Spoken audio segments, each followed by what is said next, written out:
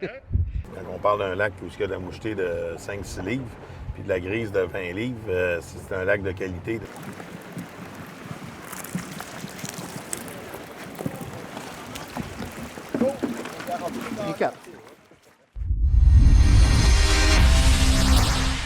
Germain Chevrolet Saint-Raymond, fier partenaire de l'émission La pêche dans la peau avec Samuel Gendron. Parce que ton nouveau camion, il est chez Germain Chevrolet Saint-Raymond.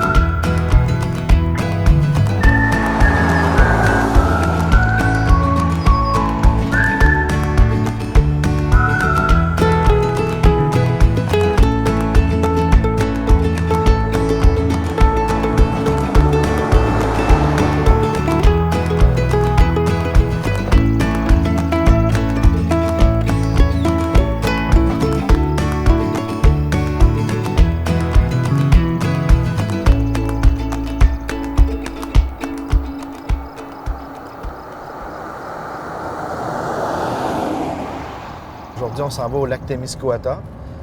C'est un beau lac à Cabano. On va rencontrer un ami, Denis Rossignol, qui connaît super bien ce lac-là.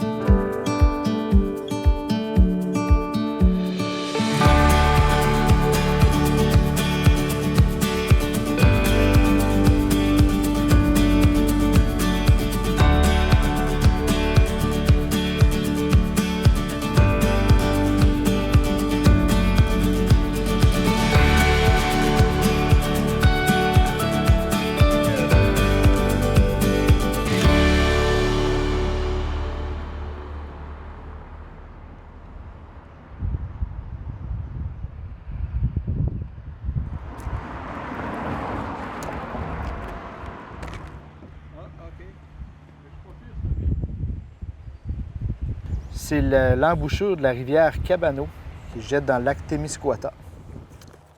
J'adore ça, venir ici. C'est bon 10 jours par année, quand j'ai la chance de passer. Pendant ces 10 jours-là, il y a la belle truite ici. Au printemps comme ça, qui se tient sur le bord, sous le pont. Je prends une chance, c'est tellement beau ici. De toute façon, ça me fait relaxer après une grosse journée. Puis j'ai des belles surprises souvent. On va voir aujourd'hui si c'est le cas.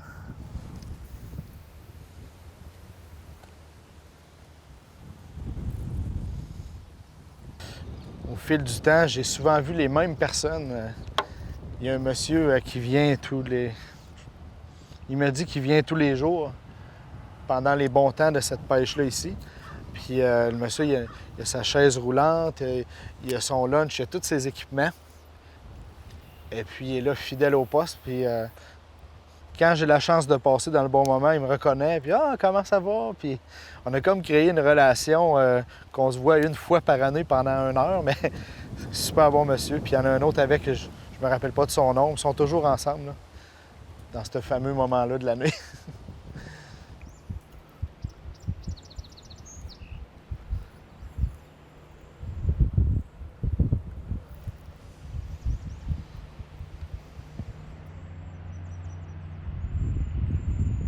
Ouais, bien c'est tranquille finalement. D'après moi, soit que je suis trop tôt ou trop tard, puis que la truite elle a déjà commencé à remonter vers le lac, plus au centre. C'est pas plus grave que ça. Il faisait beau. Toujours content de passer ici.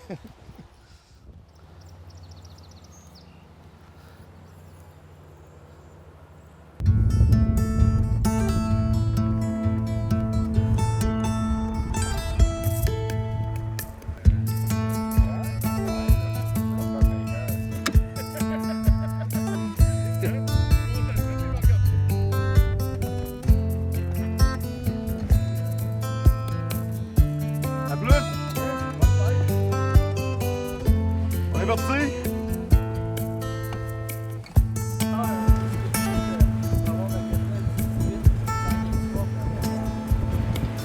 On va commencer par faire une passe à vraiment chercher le poisson, il est où? En grosse? Ouais. Grosse grise. On va descendre en passant la grosse grise. J'ai 2 places pour être capable de jiguer. Fait que, mais qu'on arrive dans les spots, on va passer, on va sortir les cannes à jiguer. Après ça, plus tard, à soir, vu que c'est meilleur pour la moucheter sur le soir, on va revenir avec les 2 baies sur le bord complètement pour pogner le trou de moucheté. Parce qu'il va trop vite, le bateau, quoi? Oui, ça dépend toujours de quelle espèce que tu pêches. Comme là, on va y aller en profondeur. Fait qu'en allant en profondeur, avec les leurres que j'ai, il ne faut pas aller beaucoup plus que 1,5 000 à l'heure à peu près environ. On va essayer la grosse. Là. C'est quand on prend des truites avec ça. C'est un très, très bon leurre pour le Témiscouata. On s'entend, on le démontre. Il est là. Je n'ai pas... Ce matin, là, la grosse qu'on a poignée encore, c'est encore avec ça. Fait que c'est parce qu'il y a une limite. Les gens qui viennent ici, souvent, puis ils veulent partir avec une truite, c'est 60 cm. 60 cm, c'est quand même une super de belle grosseur de poisson. Là. Fait que si on ne pêche pas avec ça, souvent, on va capturer des poissons, mais on va être pris pour les remettre à l'eau. Fait que souvent, je vais en prendre une, parce que nous, moi avec moi, on ne fait pas de quota de grise. Là. Fait que le canne à l'eau,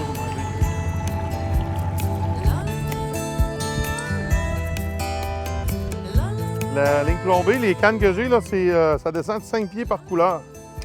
Fait qu'on descend environ, le poisson est à 50. On descend de 8 couleurs, ça donne 40. Fait que c'est 10 pieds en haut du poisson, puis on a un leurre qui fait c'est tout des leurres floating, des leurres qui flottent. Fait que dans le fond, là, à partir de là, on est comme juste 5-6 pieds en haut du poisson.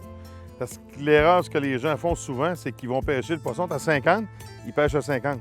Mais s'ils passent à la même hauteur que le poisson, ça donne une vue vraiment, ça voit juste vers en haut et non vers les côtés, vraiment vers en bas. Fait que c'est une erreur que les gens font souvent. Ils vont pêcher toujours trop profond. Puis la truite grise, ça prend une bonne tension, ces cannes. Tu sais, souvent, c'est un poisson qui va fort, il va foncer vers le bateau, puis il va faire des tours sur lui-même. Fait que ça prend une bonne tension sur la canne. Quand tu reels, il faut vraiment que ta canne reste toujours ronde quand tu prends une belle grise.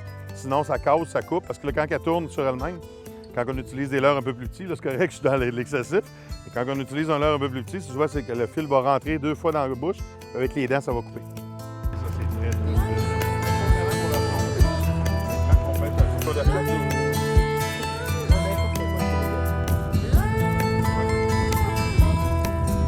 On est à 44 tout l'avant-midi, on est rendu à 49. Fait que 49, là, la bonne pêche à la truite grise, elle s'en vient. Là. Dans le 50-55, là, ça, c'est la température que la grise adore. Cette ligne est rendue là. C'est en plein ça. Fait que là, on regarde le poisson qui était à 60, 50 ou quoi que ce soit. Bien là, il va commencer à monter. Il devrait monter à peu près dans le 30 pieds. Dans le 30 pieds, bien, c'est la meilleure place pour pêcher. Parce que ton poisson, il est comme entre deux eaux. Il est en dessous des bancs de perche chaude, en dessous des bancs pointus. Fait qu'il est comme juste là. Puis il y a encore une visibilité où tu es capable d'y mettre un leurre et qu'il le voie. Parce que dans le 50-60, le leurre, c'est la vibration. Tu vois, là, c'est le claquement des leurres. C'est pour ça que je prends des leurres avec des billes, avec des chapelets en avant, pour vraiment faire de l'activation dans l'eau, pour attirer le poisson. C'est vraiment ça qui va venir. Ça, là, c'est toutes des belles grises, là, qui sont là, à la même place là, que 120 pieds. Ça veut dire qu'il est à 50. Il y en a qui frôlent le 40, 50 pieds, 47, 48.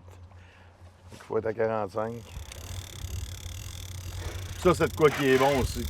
Jouer avec les cannes en arrière, là, c'est vraiment parce que la truite, souvent, va suivre ton leurre, mais là, directement, quand tu en donnes un peu, tu l'arrêtes, ton leurre va faire des effets bizarres dans l'eau, puis c'est là que la truite va vraiment l'attaquer.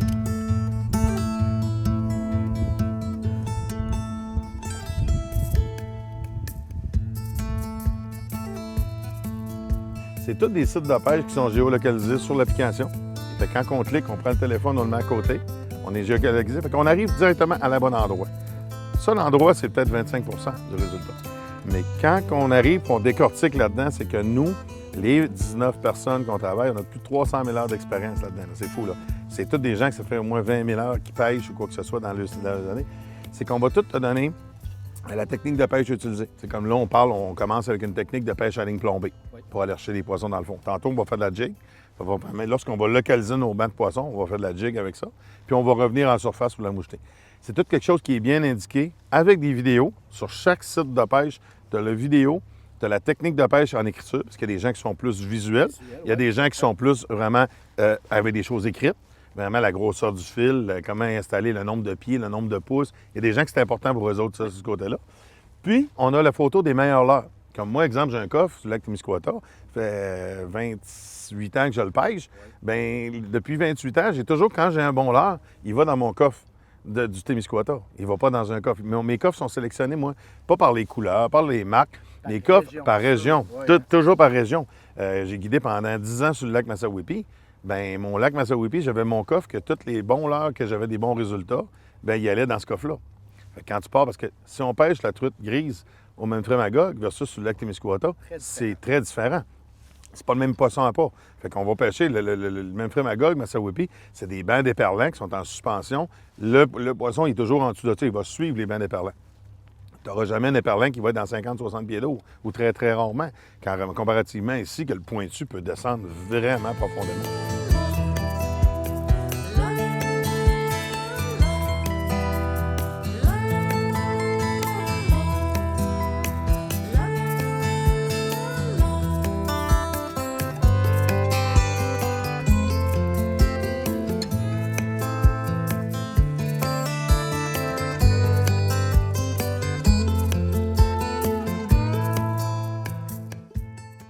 Michel, il existe beaucoup de territoires au Québec. Les ZEC, les zones protégées, la CEPAC. Il y a plusieurs termes comme ça existants sur le marché. J'aimerais ça que tu m'en parles et essayer de démêler ça pour les gens pour qu'on comprenne bien là, chacun de ces termes-là, qu'est-ce qu'ils veulent dire là? À la base, il y a des territoires libres. Territoires, on appelle ça des terres de la couronne, qui font partie du patrimoine québécois. Tout le monde peut aller chasser là, tout le monde peut aller pêcher là. Donc, il peut y avoir au nord d'un village, de région, une succession de chapelets de lacs où on peut aller camper, pêcher là, en ayant juste son permis. Alors ça nous appartient. D'autre part, il peut y avoir près des territoires de la couronne, plus au nord ou plus au sud, des zones d'exploitation contrôlées, dites des ZEC. Pour aller dans une ZEC, il faut avant tout s'enregistrer. Donc, pour aller sur ce type de territoire-là, il faut défrayer un coût lié à l'activité en question. Et on peut, dans ces ZEC-là, également devenir membre de ces ZEC-là. Alors, si on veut pratiquer plusieurs activités à caractère faunique, on peut devenir membre dans une ZEC. Au-delà de tout ça, il y a les pourvoiries. Les pourvoyeurs du Québec, ce sont des aubergistes en forêt qui offrent divers types de forfaits, notamment des forfaits comprenant de l'hébergement.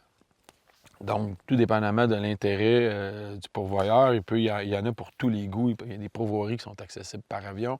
Il y a des pourvoiries qui sont tout proches des grands centres, où on va même faire des parcs d'enfants, où on va installer des trampolines, où on va greffer à l'activité de chasse et de pêche d'autres types d'activités.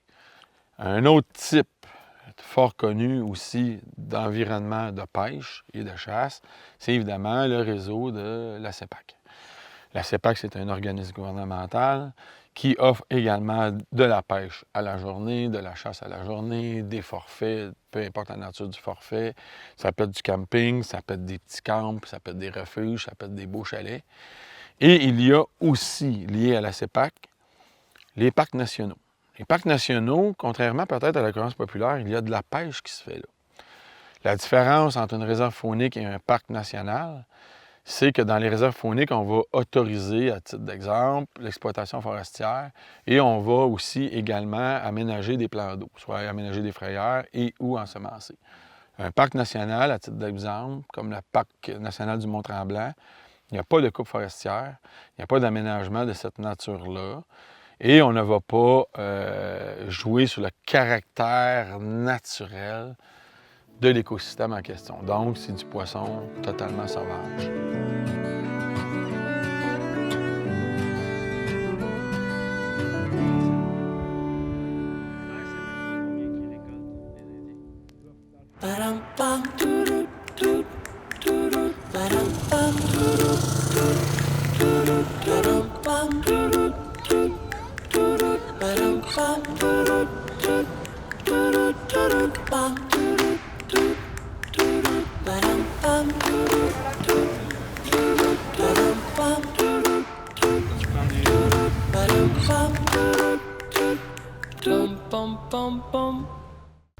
La pêche dans la peau, c'est une émission à la station CJSR. C'est aussi une page Facebook et une très belle communauté. Suivez-nous, on va y mettre des émissions et même des extraits inédits.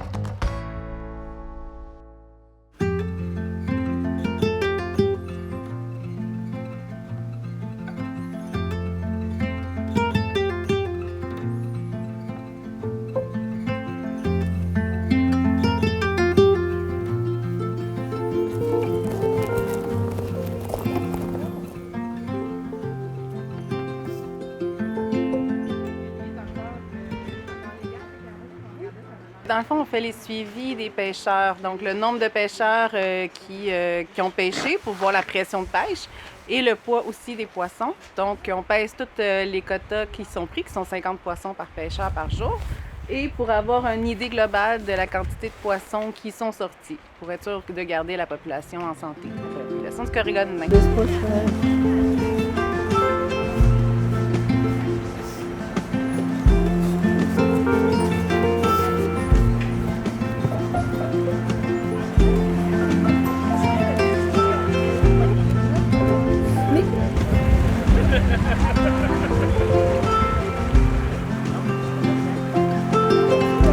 Vendredi soir, ça sautait par-dessus, puis j'avais de la misère à regarder. C'est un poisson qui monte en bas, puis qui va monter quand tu vas faire plus noir. Là, il fait soleil, là, il ne monte pas. Là.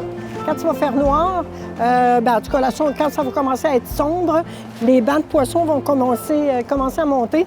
Alors, à l'épuisette, on va s'en ramasser des épuisettés. Quand on est venu ici au tout début, je les ai déjà eu comme des 1000 pêcheurs. Et on voyait des feux de camp tout le long de la rivière, sur à peu près 1 kilomètre de long. Ça, c'est pas toujours pêcher à l'épuisette, le Corrigan. Par les Autochtones, oui. Quand les Blancs sont arrivés, tout ça, ils sont mis à l'attraper au filet. On tendait des filets de 100 pieds de long, des filets maillant d'1 pouce. Alors, on étendait nos filets le soir vers l'heure du souper, puis là, on relevait les filets le lendemain matin. Ça se faisait à l'embouchure, dans le lac Témiscouata, à l'embouchure de la rivière. C'est ce qui a fait beaucoup diminuer la population de Corrigan dans le lac Témiscouata. Et aussi, on attrapait beaucoup de touladi. Le but était, il ne faut pas attraper la truite grise. Donc, le ministère, en 85, pendant 2 ans, ils ont analysé la chose. En 85, ils ont dit, bon, ça y est, tout le monde, vous allez pêcher ça autrement. Fait que là, ils nous ont dit, bonjour Denis, ils nous ont dit, vous allez prendre des épuisettes, vous allez le pêcher le long de la rivière. Et puis, ça permettait aussi à tout le monde de pouvoir le pêcher aussi. Parce qu'avant, quand c'était pas comme ça prenait quelqu'un qui avait son camp à rivière, son camp sur le bord du lac, qui avait une embarcation, un bateau. Pour étendre un filet, ça te prend un bateau, un moteur et tout ça. Tandis qu'à cette heure, vous avez besoin juste d'une paire de bottes, d'une épuisette, d'une chaudière, puis votre sourire, puis bien du monde autour de vous qui jase. Ouais. Ça prend combien de temps pour en prendre une cinquantaine, justement, le quota? 3 filets. Ah! 3-4 filets, c'est quand ça monte bien. Ça cogne après vos bottes. Ah oui? Oui, oui. Non, c'est vraiment c'est spécial.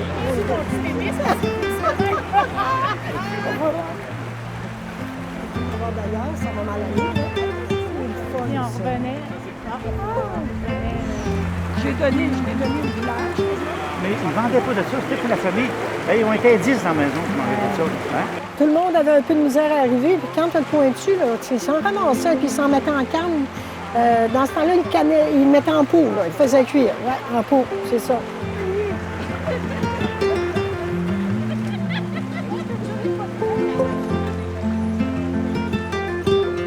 Parce que tu as 2 quotas, sans poisson, ça va assez long.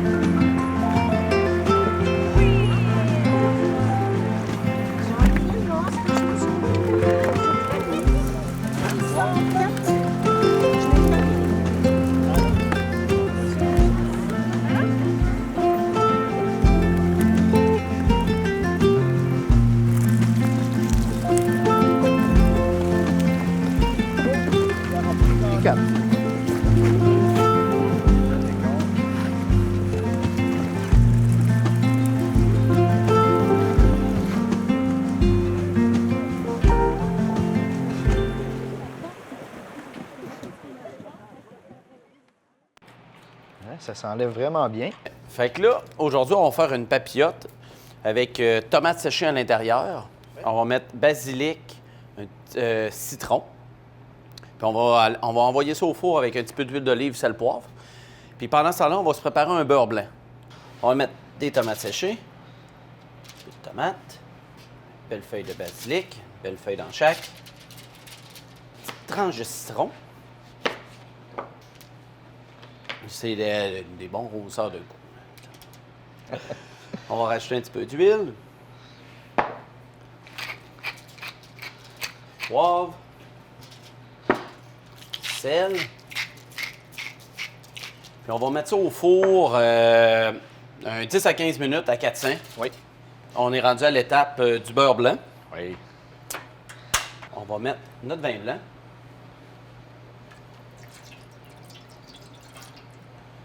Et notre échalote grise. Toi, la pêche, ça a commencé quand pour toi, dans tes souvenirs? Les photos que j'ai eues, là, c'est j'ai 2 ou 3 ans. On est sur le secteur Tourilly. OK, ouais. Ici, pas loin. Avec mes parents, puis mon frère. Ma soeur était trop jeune. Et on allait je me rappelle, c'est le lac, c'était le Forgette. Oui. Petit lac où il y a beaucoup de truites. De la 8-10 pouces. Il n'y en a pas énormément, mais il y en a beaucoup. Puis je me rappelle, avec mon frère et mes parents, ça n'avait pas été long. On avait pris nos quotas. Puis là, puis beaucoup sur la rivière Moïse et Grand-Batiscan, mes oncles qui ont un chalet là. Je passais tous mes étés. Moi, dans le fond, moi, avec mon frère, on ramassait des vers de terre. Oui. Puis mes oncles, ils me montaient à la pêche. Puis je leur ramassais leurs vers. Dans le fond, c'est le péri de la fin de semaine. Fait qu'ils m'emmenaient là, puis on faisait vraiment des belles pêches, là. Puis je passais, moi, j'aimais ça aussi, arranger le poisson. Fait que le soir, on revenait, puis on était une grosse gang. Des fois, on avait 150, 180. J'arrangeais tout le poisson. On avait une belle petite cabane à la pêche. Puis après ça, mon oncle, il faisait vraiment le style Grand-Batiscan, là, char lunch, disons, sur le feu dehors. On enlevait la peau avec la fourchette, puis on... Oui, tout à fait. Puis on mettait ça dans une chapelure de biscuit soda qui est cuit, dans le fond, sur le feu avec margarine, graisse, vrai beurre puis de l'huile. Faut qu'il y en ait, là. On mettait ça, après ça, des oignons. Oui. Puis on pouvait en manger toute la soirée. Là, sur le bord du feu. Un beau souvenir. Oui, c'est presque réduit à sec. On va mettre notre beurre. Une bonne livre de beurre. Une demi-livre. Une demi-livre? Oui. Parfait. On va mettre un peu de crème. C'est le poivre. Mettre un peu de basilic. L'important, c'est de ne pas faire bouillir. OK. Pas que ça se dissocie, dans le fond. On va prendre ça ici. Pour le détacher, là, j'aime bien peser un peu là-dessus, sur le dessus. Puis après ça, tout se déchasse tranquillement comme ça.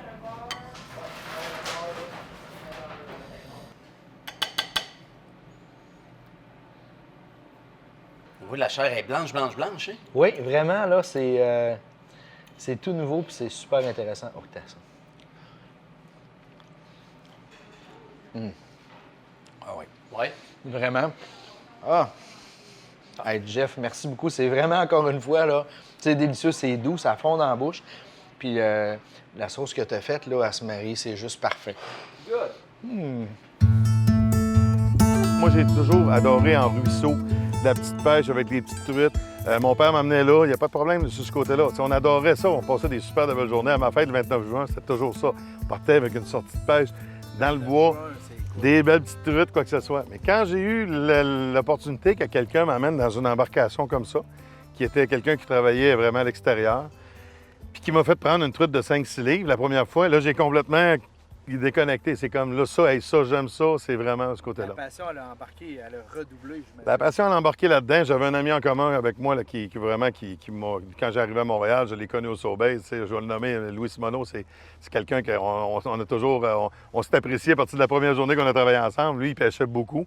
Lui, il avait l'opportunité d'avoir plus de pêche dans sa famille qui ont montré à pêcher ou quoi que ce soit. Il allait sur le même Magog, Massawippi, de ce côté-là. Fait qu'on a travaillé ensemble là-dedans, puis j'ai vraiment J'ai vraiment évolué avec ma passion comme ça. Puis on a travaillé énormément en des heures de pêche, des essais-erreurs, comme je disais tantôt. On a acheté des cannes, les cannes n'étaient pas bonnes. On a gaspillé un petit peu. Ça m'a coûté à peu près 40 000 pour apprendre à pêcher dans l'espace de 8-10 ans. C'est ça. On a fait une passe au gros calibre. Ça n'a pas fonctionné. Ce matin, ça a fonctionné un petit peu. Là, regarde, on va redescendre. La journée diminue tranquillement. On va redescendre vraiment avec un calibre de l'or que je vais vous montrer, le plus petit, qui va être environ à pêcher entre 8 et 13 pieds d'eau. Ça va être plus pour la mouchetée. La mouchetée ou la grise. Il y a beaucoup de petites grises qui vont se tenir plus à la surface. Vraiment un petit leurre articulé de 3 pouces comme ça, 2 pouces et demi de 3 pouces. Toujours dans l'articulé, moi j'aime bien parce qu'on peut y aller à plus basse vitesse quand l'eau est froide comme ça. Fait que, on a de l'eau à 43, 44, fait que c'est vraiment pas chaud. Fait que ça donne un temps de réaction un peu plus. C'est un très, très bon leurre ici là, pour le lac Témiscouata. Puis en haut, ben, on met une cuillère. La cuillère Sutton, elle reste toujours très, très bonne. Une Sutton, ça attire la grise, mais ça attire les très belles mouchetées là, sur ce côté-là. Fait qu'on va y aller avec ça. La façon qu'on utilise ça, c'est facile, c'est qu'on met toujours 2 fois plus de longueur. Vous regardez, la cuillère est à mi-canne environ. Puis après ça, on va mettre la cuillère qui va être en surface avec un leurre, avec une petite bavette vraiment pour pouvoir plonger. Fait qu'on laisse le leurre plonger comme ça ici. On en regarde, il travaille très bien. Simplement démancher la petite cuillère comme ça ici. On va la pitcher à l'eau. On va la faire passer par-dessus notre fil. Fait qu'on regarde dans l'eau, ça travaille très, très, très bien.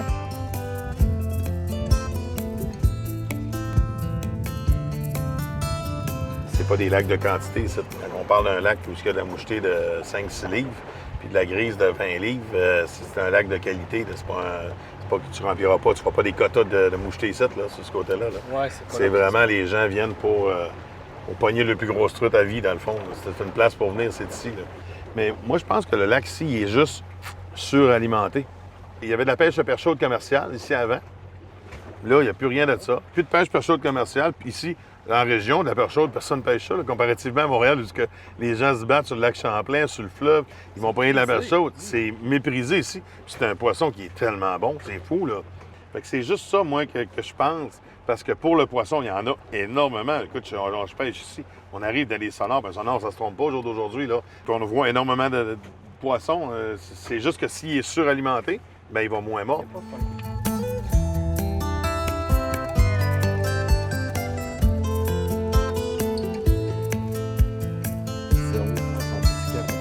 Le poisson, il est tout dans 50 pieds. C'est le gros, là. Ouais. D'habitude, la grise, on en voit dans le fond, c'est là. 18, 20 pieds.